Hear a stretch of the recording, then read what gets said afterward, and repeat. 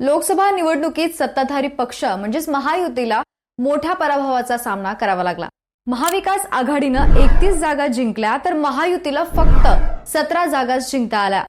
हे संपतं आता महाराष्ट्र विधान परिषदेच्या 11 जागांसाठी निवडणूक होणार आहे। यासाठी कार्यक्रमाची घोषणाही करण्यात आली आहे।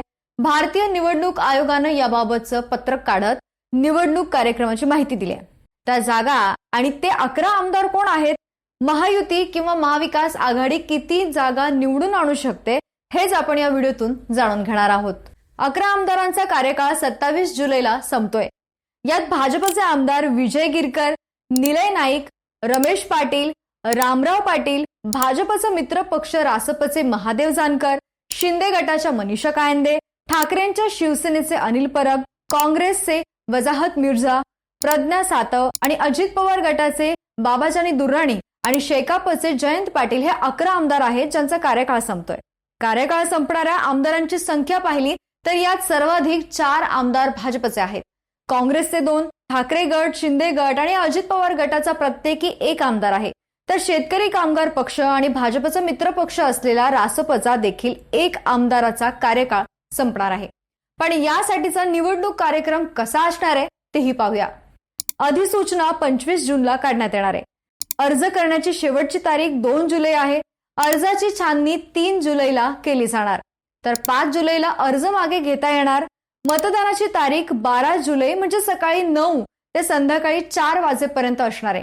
तसेच मतमोजणी आणि निकाल 12 जुलै संध्याकाळी 5 वाजेपर्यंत कळणार आहे। महायुती 9 आमदार निवडून आणू शकते। यात भाजपचे 5, शिंदे गटाचे 2 आणि अजित पवार गटाचे 2, तर महाविकास आघाडी 2 आमदार निवडून आणू शकते। यात काँग्रेसचा 1 आमदार आणि शरद पवार गट आणि ठाकरे गट स्वबळावर एकही आमदार निवडून आणू शकत नाही, पण दोघं जर मिळून एकत्र आले तर आमदार निवडून आणू शकतात। विधानसभा निवडणुकीप्रमाणे विधान परिषदेत थेट निवडणूक प्रक्रिया नाही। निवडणुकीसाठी जितके मतदार उभे असतील तेवढ्या उमेदवारांना पसंतीक्रम देता येतो। विधान परिषदेत आमदार गुप्त मतदान करतात, त्यामुळे विधान परिषद निवडणुकीत मोठ्या प्रमाणावर क्रॉस वोटिंग होण्याची शक्यता नेहमी व्यक्त केली जाते।